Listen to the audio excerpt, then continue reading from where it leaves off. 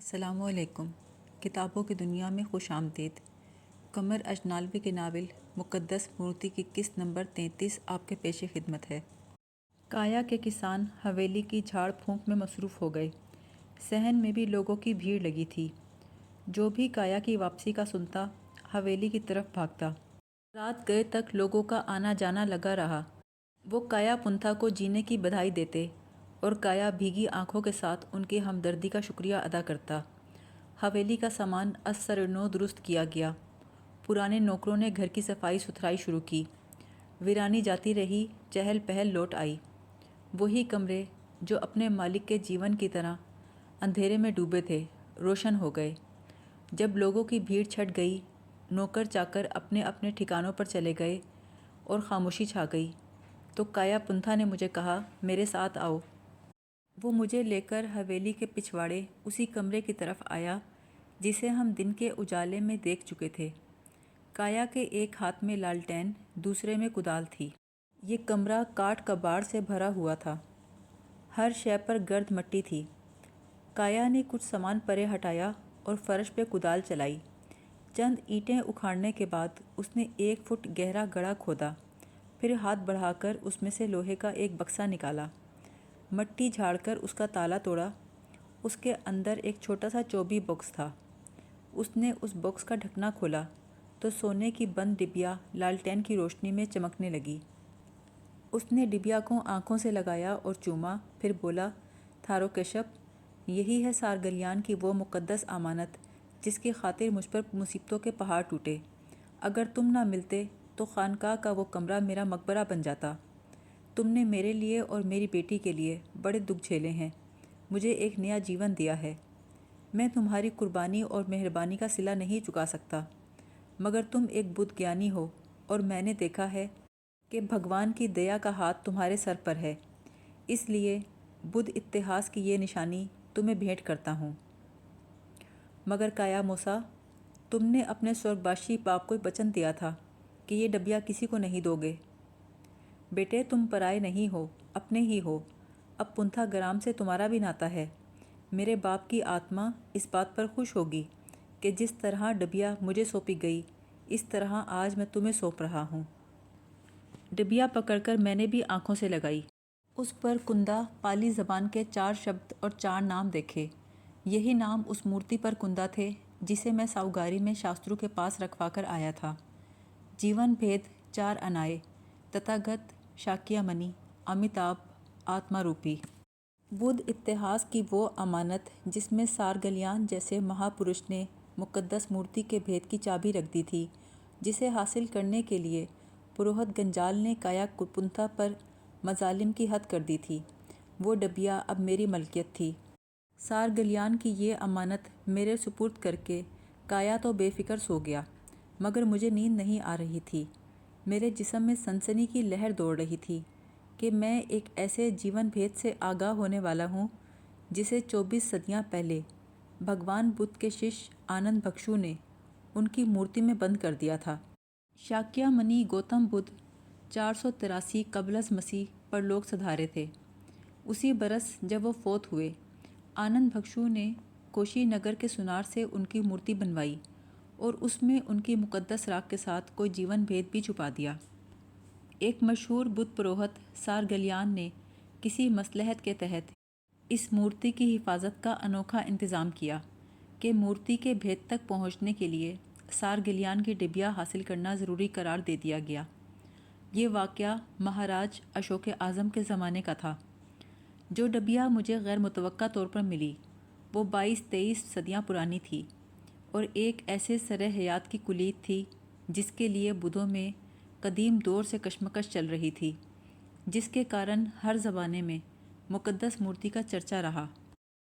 ایسی ہی کرامت یسوع مسیح کی صلیب کے بارے میں مشہور ہو چکی تھی۔ 3 صدی عیسوی میں قیصر روم قسطنطین اعظم کی ماں ہلینا نے خواب دیکھا کہ یروشلم میں کالوری کی پہاڑی کے نیچے کھدائی کی جائے تو صلیب ملے گی۔ کھدائی کے بعد جو صلیب ملی اسے کچھ بیماروں پر آزمایا گیا، جس کو چھونے سے لوگ اچھے ہو گئے۔ ثابت ہوا کہ یہی حضرت عیسیٰ علیہ السلام کی صلیب ہے۔ یہ صلیب اعظم کے نام سے مشہور ہوئی۔ جسے عیسائی کیسروں نے سونے چاندی اور ہیرے جواہرات سے مرصع کر دیا۔ مگر مقدس مورتی کی تلاش صرف اس لیے جاری نہیں تھی کہ اسے چھو لینے سے روگی اچھے ہو جاتے تھے۔ چاچا چکرورتی سہائے نے مقدس مورتی کے مسودے میں ویشالی کی طوائف امپالی کے حوالے سے جس جیون بھید کا ذکر کیا تھا وہ کچھ اور ہی تھا، کیونکہ امپالی نے بھگوان بدھ سے خواہش کی تھی کہ اسے اپنا جیون بڑھانے کا اختیار دے دیا جائے۔ تو کیا مقدس مورتی میں کوئی ایسا راز محفوظ تھا؟ سارگلیان نے شرط لگائی تھی کہ اس ڈبیا کو صرف وہی شخص کھولنے کا حق رکھتا ہے جو مقدس مورتی حاصل کر لے۔ گویا جیون بھید مورتی میں اور اس کی ترکیب استعمال سارگلیان کی ڈبیا میں تھی، جبھی دونوں کو ایک دوسرے سے لازم و ملزوم کر دیا گیا تھا۔ یہی سوچتے سوچتے رات کے آخری پہر میری آنکھ لگی۔ آنکھ لگتے ہی کیا دیکھتا ہوں کہ ایک بھوت اندھیرے سے نکل کر اچانک سامنے آ گیا اور بولا، بہت بے چین ہو ڈبیا کھولنے کے لیے؟ میں کوئی جواب نہ دے سکا، کیونکہ جواب دینے کی بجائے یہ سوچنے لگا کہ اس آدمی کو میں نے کہیں دیکھا ہے۔ بولا، تم ڈبیا کھول سکتے ہو؟ میں نے پوچھا، تم کون ہو؟ کایا کا باپ پنتھا گرام ہوں میں۔ پنتھا گرام کی طرف سے ڈبیا کھولنے کی اجازت پا کر مجھے بڑی حیرت ہوئی۔ میں نے تو سنا ہے ڈبیا وہی کھول سکتا ہے جو مقدس مورتی کو حاصل کر لے۔ کوان تان کے مندر میں مہا پروہت تنگاسو نے تمہیں یہی کہا تھا کہ ڈبیا پر یہی عبارت لکھی ہے۔ اب اگر میں سارگلیان کی اس ہدایت کی خلاف ورزی کروں گا تو کہیں مجھ پر کوئی کشٹ نہ آ جائے۔ وہ بولا، تم پر کوئی کشٹ نہیں آئے گا۔ میں اس کی بات سن کر مطمئن نہ ہوا۔ پنتھا کا بھوت یکلخت پیچھے مڑا۔ اندھیرے میں کوئی اس کے پیچھے تھا۔ پھر اچانک اندھیرے سے نکل کر ایک اور بھوت آگے بڑھا۔ وہ بھوت میرے چاچا چکرورتی سہائے کا تھا۔ اس نے وہی کفن پہن رکھا تھا جس کفن میں چاچا کو چتا پر رکھ کر جلایا گیا تھا۔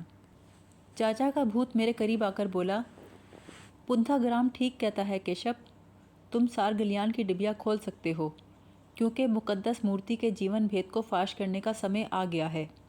قضاء و قدر کی قوتیں یہی چاہتی ہیں، مگر ڈبیا کھولنے سے پہلے تمہیں بھگوان کے مندر جا کر یہ عہد کرنا ہوگا کہ ہر حال میں مورتی ڈھونڈ نکالو گے، اور مورتی حاصل کرنے کے بعد تم اس کے جوہر کو۔ ابھی ان کا فکرہ پورا نہیں ہوا تھا، کسی نے چاچا کے بھوت کو اندھیرے میں گھسیٹ لیا اور وہ میری نگاہوں سے اوجھل ہو گیا۔ میں سویا سویا چاچا چکرورتی کو پکارنے لگا۔ آوازیں دیتے دیتے میرا گلا سوکھ گیا۔ آخری بار میں نے مدھم مری ہوئی آواز میں پوچھا، چاچا بتاتے کیوں نہیں؟ مورتی حاصل کرنے کے بعد اس کے جوہر کو کیا کروں؟ جی میں آئی کہ بستر سے اٹھ کر خود چاچا کے پاس جاؤں اور پوچھوں کہ مجھے مورتی کے جوہر کا کیا کرنا ہے۔ یہ سوچ کر بستر سے اٹھا تو فوراً ہی آنکھ کھل گئی۔ دیکھا کہ بستر پر بیٹھا ہوں اور پاؤں فرش کو چھو رہے ہیں۔ کھڑکی سے باہر جھانکا تو دن چڑھ آیا تھا۔ دن کے اجالے میں کایا پنتھا کسی کے ساتھ ہنس ہنس کر باتیں کر رہا تھا۔ میں جلدی سے اٹھا، تکیے کے نیچے سے ڈبیا نکالی، اپنی صدری کی جیب میں رکھی جو میں قمیص کے نیچے پہنتا تھا، پھر باہر نکلا۔ غلام گردش میں کایا پنتھا سے مٹ بھیڑ ہوئی۔ وہ اپنے کسی ملاقاتی کو رخصت کر کے پلٹ رہا تھا۔ بولا، یہ حکامتی کا سب سے مشہور باورچی ہے۔ آج میں شہر کے لوگوں کو کھانے کی دعوت دے رہا ہوں۔ سادھوؤں، بھکشوؤں اور پروہتوں کو بھی بلایا ہے۔ مجھے دعوت والی بات بہت پسند آئی۔ میں بولا، یہ تو تم نے بہت ہی اچھا کیا کایا موسا۔ تم بھی نہا دھو کر ناشتہ کر لو، پوئی تمہارا انتظار کر رہی ہے۔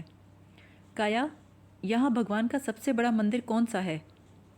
اس نے مجھے سب سے بڑے مندر کا راستہ بتایا اور بولا، ارے کیشپ، میں یہ تو بتانا بھول ہی گیا۔ رات سپنے میں میرا باپ پنتھا گرام آیا۔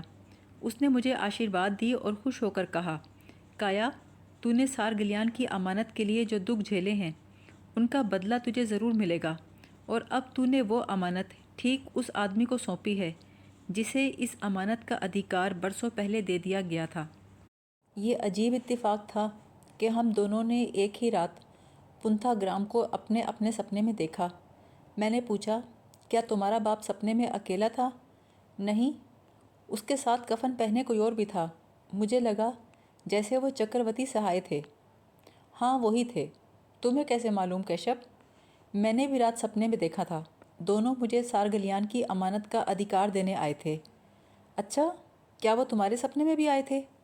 میں نے اسے رات کا دونوں کا حلیہ بتایا، مگر یہ نہیں بتایا کہ انہوں نے ایک شرط پر مجھے سونے کی ڈبیا کھولنے کی آگیا دے دی ہے۔ حویلی میں غیر معمولی سرگرمی تھی۔ بیرونی صحن میں چاند کے علاوہ کایا پنتھا کے کسان بھی کام کر رہے تھے۔ ضیافت کے انتظام کی تیاریاں زوروں پر تھی۔ کایا کے گھر سے نکل کر میں نے مندر کا رخ کیا۔ یہاں بھگوان کا سب سے بڑا مندر دریا کے کنارے پر تھا۔ راستے میں میں سوچتا جا رہا تھا، آخر بھگوان کے مندر میں کیا عہد کروں گا؟ کیا مقدس مورتی کو ڈھونڈنے کا عہد؟ جبکہ اس کی تلاش تو پہلے ہی میرے جیون کا سب سے بڑا آدرش ہے۔ مگر چاچا چکروتی کے بھوت نے جس وچن کی شرط لگائی وہ تو بتایا ہی نہیں۔ مورتی کے جوہر والی بات ادھوری ہی رہ گئی۔ پھر میں نے اپنے آپ کو قضاء و قدر کی مرضی پر چھوڑ دیا، جو ایسے موقع پر خود ہی میری رہنمائی کرتی ہے۔ میں سوچ رہا تھا، بعض لوگ کسی اہم کام کے لیے سمے کا انتظار کرتے ہیں، مگر بعض لوگ ایسے ہوتے ہیں جن کا سمے انتظار کرتا ہے۔ کیا میں ایسا ہی کوئی آدمی ہوں جس کا سمے کو انتظار تھا؟ بہرحال کچھ بھی ہو، دنیا میں ہر شخص کے حصے کا کوئی کام مقرر ہے۔ شاید پراسرار قدرت نے مقدس مورتی کی تلاش اور جیون بھید کو افشا کرنے کا کام میرے سپرد کیا تھا۔ جب میں مندر پہنچا تو دیکھا کہ سادھو، پجاری اور بھکشو جوک در جوک باہر نکل رہے تھے۔ بھکشوؤں کی باتوں سے پتہ چلا وہ سب کایا پنتھا کے ہاں بھوجن کرنے جا رہے ہیں۔ میں اندر جانے لگا تو ایک بوڑھا پجاری میرا راستہ روک کر کھڑا ہو گیا۔ بولا، تم برمی نہیں لگتے؟ میں نے کہا، بنگالی ہوں۔ بولا، اگر پوجا کے لیے آئے ہو تو یہ سمے پوجا کا نہیں ہے۔ میں نے کہا، بھگوان کی پوجا کسی بھی سمے ہو سکتی ہے، فی الحال تو میں مندر دیکھنے آیا ہوں۔ تو کل کسی وقت آ جانا۔ اس وقت تو سب بھکشو اور سادھو کایا پنتھا کے ہاں چلے گئے ہیں، صرف چند پجاری اور مہا پروہت ہی ہیں۔ میں بھکشوؤں اور سادھوؤں کو دیکھنے نہیں، بھگوان کے درشن کو آیا ہوں۔ پجاری میری باتوں سے کچھ پریشان سا ہوا، پھر بولا، اصل بات یہ ہے، آج ایک مہان بدھ بھگت آئے ہوئے ہیں۔ پجاری اور مہا پروہت ان کی سیوا میں رہیں گے۔ یہ سن کر میں چونکا۔ خیال آیا کہیں وہ گنجال ہی نہ ہو جو 5 برس پہلے بھی بدھ بھگت کے روپ میں یہاں آیا اور سار گلیان کی یادگار ہتھیانے کی کوشش کرتا رہا۔ میں نے کہا، یہ تو میرے دھن بھاگ ہیں جو میں ایسے دن مندر میں آیا جب یہاں کوئی مہان بدھ بھگت مہمان ہیں۔ میں بھی ان کے درشن کر لوں گا۔ کہاں سے آئے ہیں وہ؟ پجاری بولا، تبت سے آئے ہیں، ایک لاما ہے۔ میرے دل میں پیدا ہونے والے اندیشے چھٹ گئے۔ میں نے پجاری سے کہا، آپ لوگ بڑے شوق سے مہمان کی سیوا کریں، میں بھگوان کے درشن کر کے لوٹ جاؤں گا۔ میں سادھوؤں اور بھکشوؤں کی غیر موجودگی میں مندر کی کوئی قیمتی چیز ہرگز نہ چراؤں گا، آپ بے فکر رہیں، میں چور نہیں ہوں، کایا پنتھا کا مہمان اور رشتہ دار ہوں۔ کایا پنتھا کا نام سن کر پجاری ایک دم بدل گیا۔ معذرت کرتے ہوئے بولا، پہلے ہی کیوں نہ بتا دیا کہ کایا کے مہمان ہو؟ میں نے کہا، میں تو سوچ رہا تھا کہ بھگوان کے مندر میں سفارش کے بغیر ہی داخل ہو جاؤں گا۔ پجاری مسکرایا، پھر اس نے سیدھے ہاتھ کی طرف اشارہ کیا، اس راستے سے چلے جاؤ اور ان کے درشن کر کے لوٹ جانا۔ مندر پہ خاموشی طاری تھی۔ طویل راہداری میں صرف 2 قندیلیں روشن تھیں۔ ان کی روشنی میں پتھر کی لمبی لمبی سیڑھیاں نظر آ رہی تھیں جو بھگوان کے کمرے میں اتر رہی تھیں۔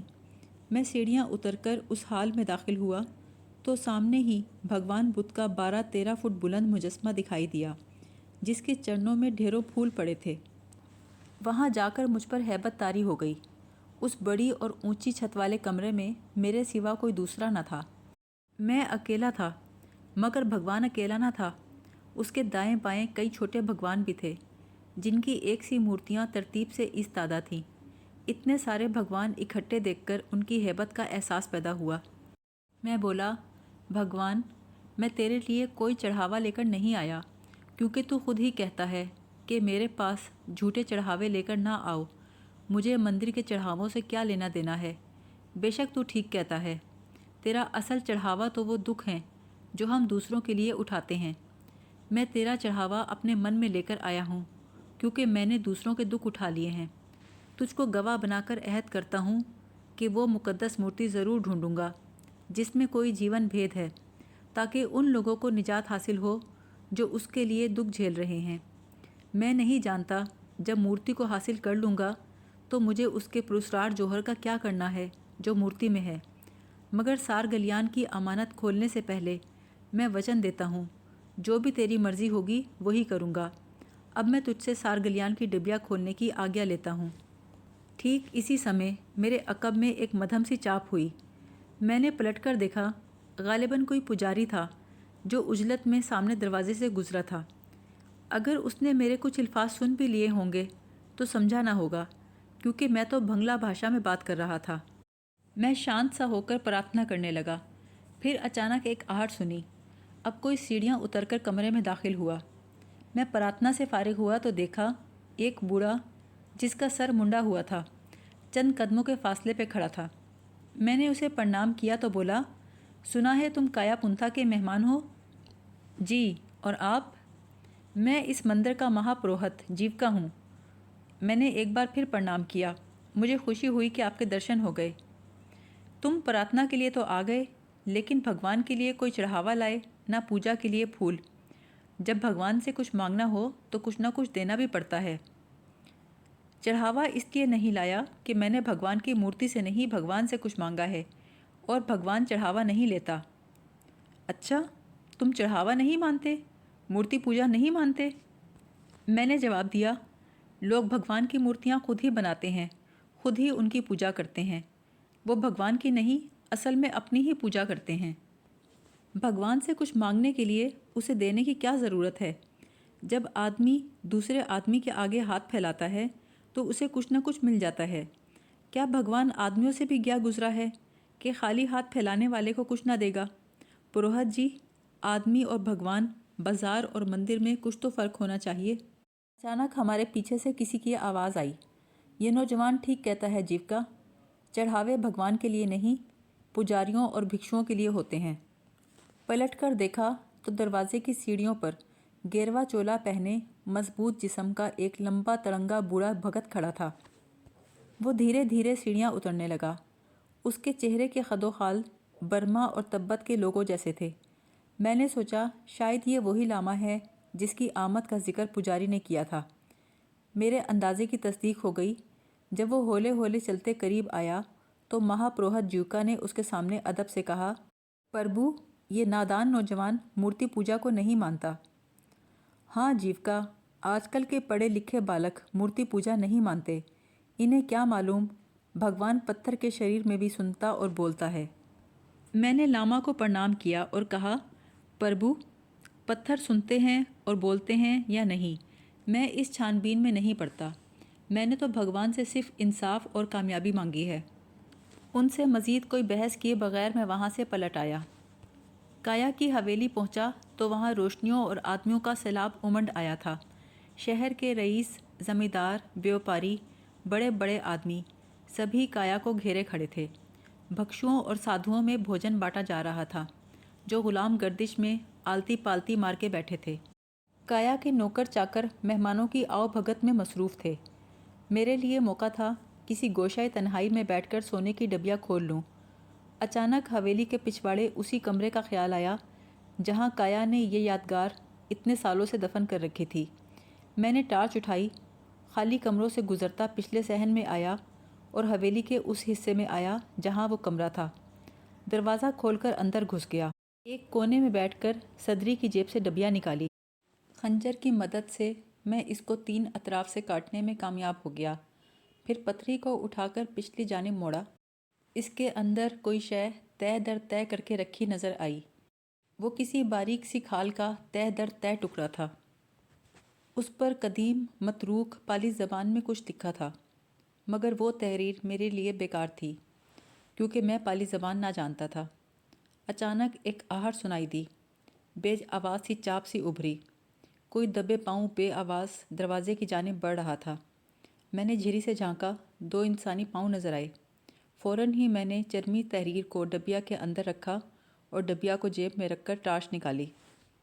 کسی نے جتنی تیزی کے ساتھ دروازہ کھول کر حملہ کیا، میں نے بھی اتنی ہی تیزی سے مقابلے کی ترکیب سوچی۔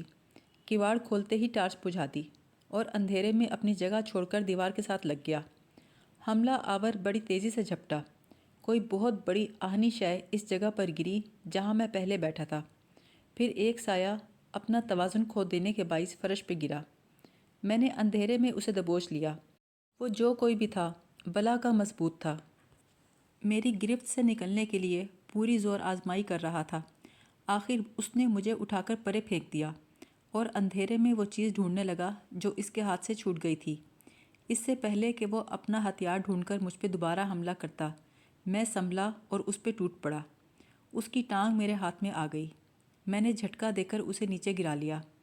اسی کشمکش میں اس کی گردن میرے ہاتھوں میں آ گئی۔ اب میں نے اس کا سر اٹھا کے فرش پہ دے مارا۔ مسلسل عمل سے اس کی مدافعت کمزور پڑی اور جسم ڈھیلا پڑ گیا۔ میں نے اسے زیر تو کر لیا، لیکن وہ اتنا طاقتور اور سخت جان تھا کہ مجھے دانتوں پسینہ آ گیا۔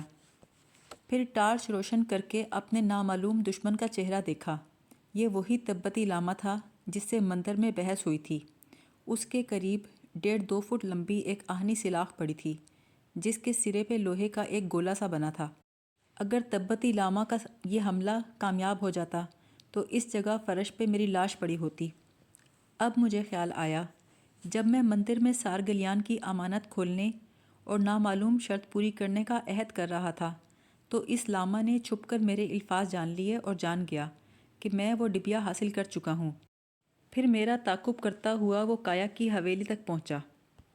اگر وہ جانتا کہ ڈبیا اس وقت بھی میرے پاس موجود تھی جب میں مندر میں تھا تو شاید مندر سے میری واپسی ہی نہ ہوتی، یا وہ راستے میں ہی مجھ پہ حملہ کر کے میرا خاتمہ کر دیتا اور ڈبیا چھین کر بھاگ جاتا۔ لاما نے تو اس خیال سے میرا پیچھا کیا تھا کہ میں نے یہ چیز کہیں حویلی میں چھپا رکھی ہوگی۔ اچانک اس کے بازو میں جنبش ہوئی۔ میں نے جھک کر دیکھا، نبض چل رہی تھی۔ فوراً ہی ایک رسی ڈھونڈ کر میں نے اس کے ہاتھ پاؤں باندھ دیے اور منہ پر رومال کس کے باندھ دیا تاکہ ہوش آنے پر چلا نہ سکے۔ اس کام سے فارغ ہو کر کمرے سے نکلا، اپنا حلیہ تھوڑا درست کیا۔ کایا ایک طرف نوکروں کو ہدایات دے رہا تھا۔ میں نے قریب جا کے سرگوشی کی، کایا موسیٰ، ذرا میرے ساتھ تو آؤ۔ وہ حویلی کے پچھواڑے میرے ساتھ آیا۔ میں نے اسے بتایا کہ شام کو مندر میں گیا تھا، وہاں سے لوٹا تو ایک بدھ بھگت نے میرا پیچھا کیا۔ حویلی میں اس نے ایک خطرناک ہتھیار سے مجھ پہ حملہ کیا۔ میں نے اسے لے جا کر کمرے کی کنڈی کھولی، دروازے کے پٹ کھولے اور اپنے دشمن پر ٹارچ کی روشنی کا دائرہ پھینکا۔ اسے دیکھ کر کایا پنتھا فرتے تحیر سے یوں اچھلا جیسے زمین نے اسے اچھال دیا ہو۔ ارے یہ تو تبت کا لاما بدری ساکھا ہے۔ 5 برس پہلے یہی تو میرے پاس آیا اور سارگلیان کی ڈبیا دیکھ کر چلا گیا۔ پروہت گنجال کی بلا اس کے جانے کے بعد نازل ہوئی تھی۔ کایا موسیٰ، یہ شخص میرے لیے موت کا سندیس لے کر آیا تھا۔ میں نے کایا کو لوہے کی وہ سلاخ دکھائی جس کے سرے پہ آہنی گولا تھا۔ یہ دراصل سارگلیان کی امانت چھیننے آیا تھا۔ کایا نے ڈبیا کھولنے پر اعتراض نہیں کیا، پوچھا ڈبیا کے اندر کیا تھا؟ میں نے کہا ایک چرمی تحریر تھی جسے میں پڑھ نہیں سکتا کیونکہ وہ پالی زبان میں لکھی گئی ہے۔ کیشب بیٹے، اب بدری ساکھا کا کیا کریں؟ کایا، ابھی تو حویلی میں مہمان ہیں، جب سب چلے جائیں گے، نوکر سو رہے ہوں گے، تب ہم دوبارہ یہاں آئیں گے اور اس کا فیصلہ کریں گے۔ ہم دونوں کمرے سے نکلے، کیواڑ بند کر کے کنڈی چڑھائی اور بیرونی صحن کی طرف چل دیے جہاں مہمانوں کو کھانا کھلایا جا رہا تھا۔ رات آدھی سے زیادہ بیت گئی تھی جب میں کایا پنتھا کے ساتھ حویلی کے پچھواڑے اس کمرے میں داخل ہوا جہاں بدری ساکھا کو بند کیا تھا۔ وہ ہوش میں آ چکا تھا اور گھٹنوں کے بل بیٹھا اپنی رسیاں کھولنے کی کوشش کر رہا تھا، مگر اسے کامیابی نہ ہوئی۔ کمرے میں روشنی کا دائرہ دیکھ کر وہ گھبرا گیا۔ ٹارچ کی روشنی میں سب سے پہلے میں نے اسے اپنا اور پھر کایا پنتھا کا چہرہ دکھایا، پھر کہا، بدری ساکھا، اچھا ہوا تم ہوش میں آ گئے۔ اب ہم تمہیں دوسرے کمرے میں لے جائیں گے، تمہاری رسیاں کھولیں گے تاکہ تم خود چل سکو، تمہارا منہ بھی کھولیں گے تاکہ بول سکو اور ہم سن سکیں۔ میں نے آگے بڑھ کر اس کے پاؤں کی رسی کھول دی، پھر آگے آگے کایا، اس کے پیچھے بدری ساکھا اور سب سے پیچھے میں باہر نکلا۔ ہم اسے حویلی کے اس کمرے میں لے آئے جہاں کایا کا وفادار بوڑھا کسان چان ہمارا انتظار کر رہا تھا۔ کمرہ دیکھ کر بدری ساکھا کے چہرے پر پسینہ نمودار ہو گیا۔ یہ کمرہ کوئی عقوبت خانہ یا بندی گڑھ نہیں تھا، بلکہ سامنے کی دیوار کے ساتھ ایک بڑی میز اور کرسی بچھا دی گئی تھی۔ اس کے سامنے میز پر آہنی گولے والی سلاخ پڑی تھی جس سے بدری ساکھا نے مجھ پہ حملہ کیا تھا۔ میز کے دائیں جانب لکڑی کا ایک کٹہرا کھڑا تھا جیسا عدالتوں میں ہوتا ہے۔ منصف کی کرسی پر بھگوان کی مورتی رکھی تھی۔ میں نے کہا، بدری ساکھا، یہ کمرہ جہاں تم اس سمے کھڑے ہو انصاف کی کچہری ہے، اور یہ کچہری بھگوان کے نام پر لگائی جا رہی ہے۔ تم نے مندر سے حویلی تک میرا پیچھا کیا، چوروں کی طرح دیوار پھاند کر اندر آئے، ایک انتہائی خطرناک سلاخ سے مجھے ہلاک کرنے کی کوشش کی۔ قانون کے مطابق تم پر دفعہ 306 کا مقدمہ بنتا ہے، مگر تم ایک بدھ بھگت ہو اور بھکشوؤں کا لباس پہنتے ہو، اس لیے پولیس کے حوالے کرنے کی بجائے تمہیں بھگوان کے سامنے پیش کیا ہے۔ تمہیں صفائی کا پورا موقع مل رہا ہے۔ اگر تم نے سچ بولا اور ہمیں مطمئن کیا تو تمہیں بری کر دیا جائے گا، ورنہ تمہیں سزا بھگتنا ہوگی۔ بوڑھے کسان نے بدری ساکھا کو کٹہرے میں کھڑا کیا اور خود اس کے پیچھے کھڑا ہو گیا۔ بدری ساکھا بولا، تم نے کچہری تو لگا دی، مگر انصاف کون کرے گا؟ فیصلہ کون دے گا؟ میں نے کہا، بدری ساکھا، اس کچہری میں اپنی اپنی وکالت ہم خود کریں گے۔ ہم دوش لگائیں گے، تم صفائی دو گے۔ ہمارے درمیان کوئی وکیل نہ ہوگا جو جھگڑے کو طول دے سکے۔ تم جس الزام میں پکڑے گئے وہ پہلے ہی بیان کر چکا ہوں، اب تم پر دوش لگاتا ہوں۔ تم مجھے ہلاک کر کے مہا پروش سارگلیان کی وہ مقدس امانت چھیننے آئے تھے جسے کایا پنتھا میری ملکیت قرار دے چکا۔ پر بدری ساکھا بھڑک کر بولا، وہ ڈبیا بدھ اتہاس کی یادگار ہے اور جیون بھید کی ایک کلید ہے۔ کسی ایسے آدمی کے ہاتھ نہیں لگنی چاہیے جو بھگوان کی مقدس مورتی کو نہ ڈھونڈ سکا ہو۔ سارگلیان کی یہی ہدایت اس ڈبیا پر لکھی ہے۔ تم اس تاریخی ہدایت کی خلاف ورزی کر رہے تھے، اس لیے اگر میں نے تم پہ حملہ کیا تو صرف اس لیے کہ پاپ نہ ہونے دوں جس سے دھرم کا بھرم ٹوٹ جائے۔ بس اس کے علاوہ میں اپنی صفائی میں نہ کچھ کہنا چاہتا ہوں نہ سننا چاہتا ہوں۔ کایا پنتھا بولا، بھگوان، میں تیری سوگند کھا کر کہتا ہوں، 5 برس پہلے یہی بدری ساکھا ایک دن میرے پاس آیا اور سارگلیان کی امانت دیکھنے کی خواہش کی جسے میرا باپ کوانتان کے بدھ مندر سے لایا تھا۔ میں نے اسے ڈبیا دکھا دی، یہ چلا گیا۔ اس کے جانے کے کچھ مہینوں بعد ساؤگاری کا پروہت گنجال ڈبیا لینے آ گیا۔ جب میں نے اس کی بات نہ مانی تو اس نے مجھے اغوا کروایا اور ایک ہولناک بندی گھر میں 5 برس قید رکھا، مجھے جیون کے ہر سکھ سے محروم کر دیا۔ میری مصیبتوں کا کارن یہی لاما ہے جس نے گنجال سے مل کر سارگلیان کی امانت حاصل کرنے کی سازش کی۔ اس کی وجہ سے مجھے 5 برس قید بھگتنا پڑی۔ اب تو ہی میرا نیائے کر۔ بدری ساکھا بولا، 5 برس پہلے میں سارگلیان کی امانت دیکھنے ضرور آیا تھا۔ کوئی بھی بدھ گیانی اور بھکشو ایسی یادگار کے درشن کی آشا ضرور کرے گا، مگر پروہت گنجال والی بات غلط ہے۔ اگر اس نے اسے اغوا کروایا تو میرا کیا دوش؟ میں نہ ساؤگاری کو جانتا ہوں نہ ہی پروہت گنجال کو۔ تم لوگ مجھ پر جھوٹے دوش لگا رہے ہو اور تم نے بھگوان کو بھی تماشا بنا دیا ہے۔ اب میں دیکھنا چاہتا ہوں اس ناٹک کا انت کیا ہوتا ہے۔ میں نے کہا، بدری ساکھا، تمہیں سچ بولنے کا سمے دیا گیا تھا جو تم نے کھو دیا۔ اب بتاؤ، بنگال کے شہر رنگامتی میں رہنے والے بدھ اسکالر چکرورتی سہائے کا نام سنا ہے؟ بولا، ہاں، نام تو سنا ہے۔ کبھی ملاقات بھی ہوئی ہے؟ بولا، بہت پہلے ایک بار ڈھاکہ میں ملاقات ہوئی تھی۔ دوسری بار کہاں ملے تھے؟ دوسری بار میں اس سے نہیں ملا، میں تو ایک سیلانی ہوں، آج یہاں کل وہاں۔ دوبارہ میں نے اس کی صورت نہیں دیکھی، مگر بار بار اس کا نام کیوں لیتے ہو؟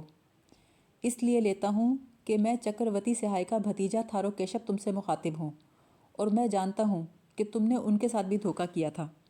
میری بات سن کر اسے چپ سی لگ گئی، مگر میرے پاس کہنے کے لیے بہت کچھ تھا۔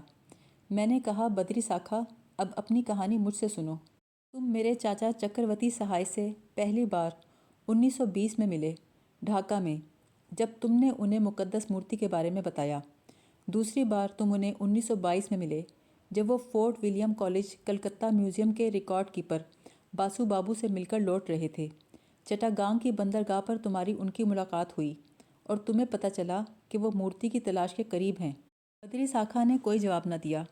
پھر میں اسے وہ رودات سنانے لگا جو مقدس مورتی کے مسودے میں چاچا نے لکھی تھی کہ کس طرح وہ اناد بنڈو والی مورتی کا کھوج لگاتا ہوا ساؤگاری پہنچا، وہاں منگل ساؤ سے ملا اور اسے پتہ چلا کہ مورتی تو گوچی ساؤ 3 صدیاں پہلے کھو چکا ہے۔ تب منگل ساؤ کے کہنے پر وہ دوسری مورتی جو آنند بھکشو والی تھی اس کا کھوج لگانے نکلا۔ بدری ساکھا، اب میں تم پر دوش لگاتا ہوں، تم ہی وہ آدمی ہو جس نے منگل ساؤ کو اس بات کی خبر دی चक्रवती सहाय बासु बापू के ज़रिए मूर्ति तक पहुंच रहे हैं, जिसके बाद मंगल साऊ उनके पीछे लग गया और चटागांग में बैलगाड़ी का हादसा पेश आ गया, जिसकी वजह से मेरे चाचा की जान चली गई। जब मुझे ये सब कुछ मालूम हुआ तो मैं इस नतीजे पर पहुंचा कि चाचा की मौत और हमारी मुसीबतों के ज़िम्मेदार तुम हो। तुम ही वो आदमी हो जिसके ज़रिए सारगिलियान की डिबिया का हाल गंजाल तक पहुंचा। गोया काया की तमाम मुसीबतों और तकलीफ़ों का कारण भी तुम ही हो। तुमने इतने बड़े बुद्ध भगत होकर भगवान के असूल तोड़े, तथागत के अहकामात की नाफरमानी की, इसीलिए मैंने तुम्हें भगवान की अदालत में पेश किया है।